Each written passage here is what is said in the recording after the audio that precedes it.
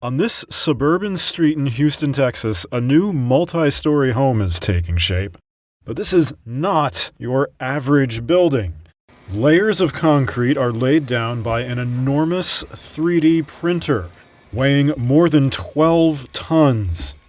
It's creating what's believed to be the first 3D printed two-story home in the United States. Constructing the 4,000 square foot house will take a total of 330 hours of printing. That's according to architect Leslie Locke, co-founder of a design studio called Hannah.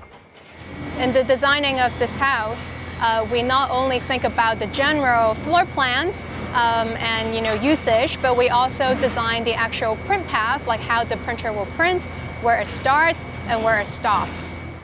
The project is a 2-year collaboration by Hannah, Perry 3D Construction, and CIVE, the construction engineering company.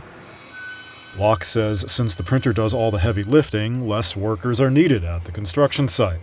It is a much faster construction process, and it also requires only 4 to 5 people crew on site to print a whole house. And so you can see that on site we have currently 5 people. One of the benefits is also it takes a lot of the heavy lifting, the labor out of the human, and where the printer is doing the heavy lifting. The 3-bedroom house will feature a hybrid design of wood framing and concrete. Concrete can withstand the hurricanes, storms, and other severe weather in Texas. It's becoming more frequent and severe due to climate change. Roberto Montemayor is the project manager at Perry 3D Construction. So basically this works very similar to the small plastic desktop 3D printers with 2 major differences. The first one is the size, of course. This printer can be expanded and contracted to print whatever project size you need to achieve. And second is the material.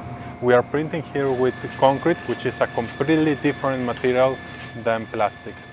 The house is expected to be completed in the second half of 2023.